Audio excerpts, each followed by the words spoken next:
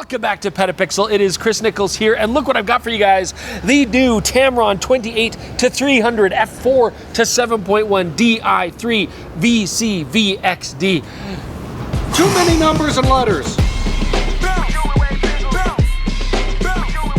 So with this lens now we have a super zoom that goes to 300mm for Sony E-mount. Very versatile, so much so in fact that Jordan and I went to the Calgary Folk Festival, fantastic bands playing, because I wanted to see how this lens would perform given that it's got such a versatile range.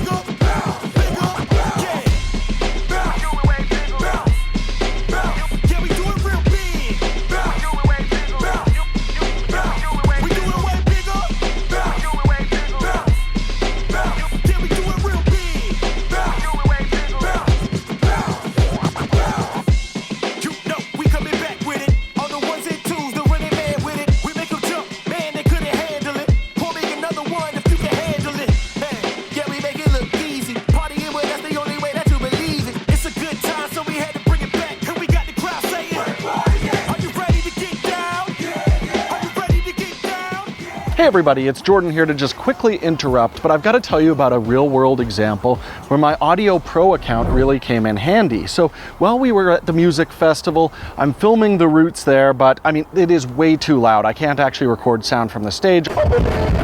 Obviously, I can't use any licensed root songs, so this gave me an opportunity to try Audio's Link Match AI feature. Now, all I did is I just went on YouTube, grabbed a root song that had kind of the feel that I was looking for, dropped it into the search bar here, and it scans all of Audio's music library trying to find something similar, and gave me a really nice up-tempo kind of classic hip-hop song that fit absolutely perfect in this, and it was a huge time saver for me. So Link Match AI is only available if you have an Audio Pro account, but I've got an awesome deal for you. If you click the link in the description below, you can get 70% off of an Audio Pro subscription for the first year, and that's not only going to give you access to Link Match AI, but also Audio's entire audio library, their entire sound effects library, and Elements, which let you choose exactly which instruments you want in the sound mix. We use Audio for all of the music in our episodes, and now you can experience them for yourself. Thanks, Audio, for sponsoring this episode. Okay, so let's introduce you guys to the brand new Tamron 28-300. Construction is basically identical to all of the other Tamrons we've seen in recent memory, which is to say understated but good.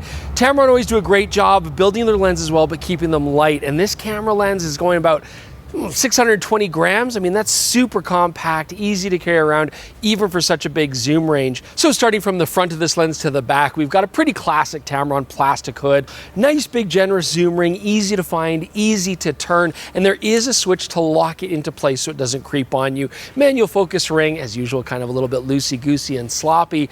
There is a customizable button on the side of this lens, and that is a nice addition, as well as the USB-C port so you can update firmware and that kind of stuff. The other interesting thing about this lens, it does have VC, vibration control, Tamron's version of optical image stabilization, and that's noteworthy because its original predecessor, the 28-200, which we liked a lot, did not have VC.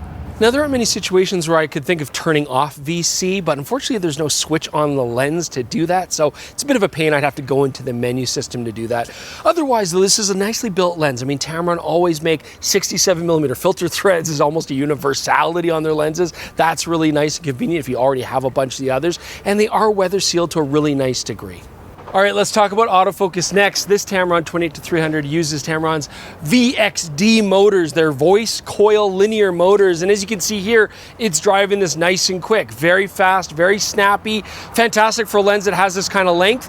I will say I was using it at nighttime as well at the Folk Fest, and it was still holding up pretty well. Tracking is working great. Just keep in mind though that if you are shooting sports and action kind of stuff, you're still limited by the third party going only up to 15 frames per second shooting speeds on Sony bodies with autofocus continuous. So look at all these beautiful flowers around us. Lots of potential for macro shots today. And this lens does give actually quite respectable macro reproduction. I'm getting just under 1 to 3 life-size reproduction, 1 to 2.8 to be specific, but I get that at the 28mm range. So if I want to get more working distance, I can absolutely start to zoom out to 35, 50 and beyond. I get more working distance, but I lose dramatic macro reproduction. It's not nearly as close. So We've seen this before on super zooms. You do have to use the wide angle and get really close to your subject. That can be problematic, but it still makes this lens quite versatile when you're out on the street.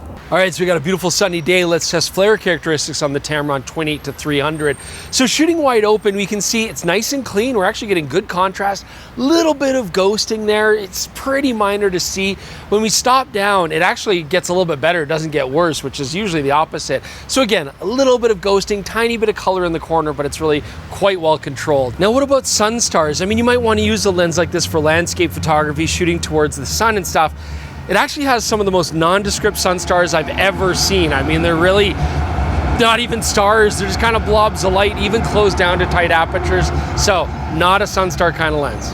Okay, so let's talk about bokeh on this lens. I mean, this is not a super shallow depth of field lens because, frankly, it's got a slow aperture. What we can see, though, shooting at the widest apertures, you are going to get some cat's eye effect, and stopping down the lens a little bit does help to make this go away a little bit, but you can still see some of that truncated effect in the corners. Bokeh itself, fairly clean. I mean, it's a little busy inside, not like harsh onion rings, but a little bit of busyness, bit of a soap bubble effect. And what I would say overall is that the bokeh on this lens, the backgrounds that are out of focus, do tend to look just a little frenetic, a little energetic, slightly distracting. So not my favorite bokeh that I've seen out of a lens, but this isn't the kind of lens I expect to get that. So normally we talk about Loca on lens tests. You can read my shirt here if you want to, but actually on a lens like this, we don't really test for Loca because it typically only affects bright apertured, shallow depth of field lenses. So yeah, nothing to worry about. So you might not necessarily think video applications when you think about variable aperture super zooms, but that's just how super zooms are. And yet at the same time, we're like, let's do our due diligence and at least test the breathing characteristics of this lens. You might want to do some macro stitching. You might want to do some video work. And actually it turns out, as you can see here, that this lens really surprisingly doesn't breathe very much. It's very minor. 28mm, you see it a little bit more, but it's still very well controlled. At 300, there's almost none. And so you can see that this lens overall actually has really good breathing characteristics and would be useful for a lot of stitching or video work.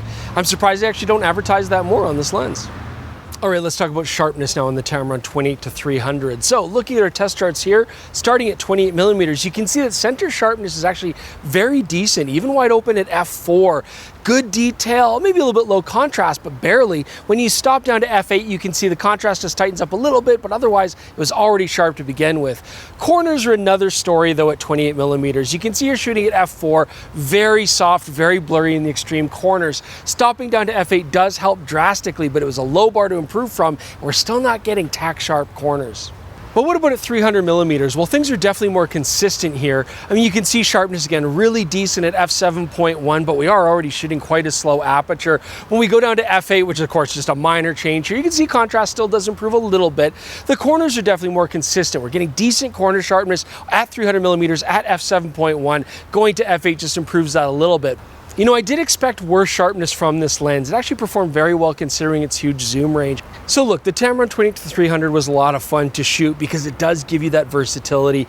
And this would absolutely be an excellent travel zoom lens, or just walk around lens. Somebody just wants the convenience of having one lens, not having to worry about changing it. But there's nothing very interesting about the character of this lens optically besides the sharpness and the good flare control. On top of that too, the main issue is what we're always going to experience with super zooms, here even more so, and that is slow apertures. I mean, f4 to 7.1, that's very difficult. I wanted to test this across a whole bunch of ranges. So shooting at Folk Fest, we got a lot of decent light shots, but also a lot of low light shots. And in those situations, the fact of the matter is I'm just not getting enough light to be able to shoot a fast enough shutter speed to freeze action without the camera defaulting to really high ISOs. I mean, I was often at 8,000, 16,000, I mean, like really extreme ISO. So I'm gonna get a lot of noise and a lot of softness whether I like it or not.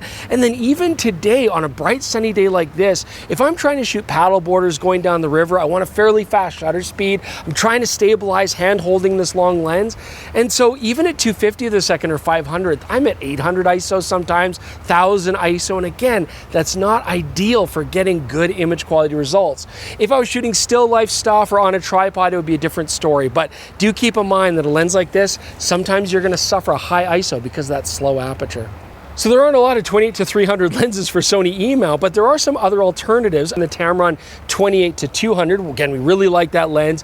It's definitely brighter with that f2.8 to 5.6 aperture, and although it lacks VC, most Sony bodies now have good IBIS, so it's not really that big a loss. Sony also do make an excellent 24 to 240. What I really like about that lens is that we're getting that extra wide angle coverage, and we're still getting good telephoto range too. But the 20 to 300 does get you a little bit more into some basic wildlife photography or sports where you just want to get that extra reach. So if you're looking for a lens that gives you the most zoom range possible on Sony E-mount, this is a good option. Well, I hope that this episode was convenient for you guys to watch, just as convenient as this lens was for me to use, and that you got a good amount of information from it. Definitely leave your comments below. Let us know what you think, because we answer those comments on the PetaPixel podcast. It's on this exact same YouTube channel, or you can listen to us on all your favorite podcasting apps. Subscribe if you haven't already. Thanks for joining us. We'll see you soon with more on PetaPixel.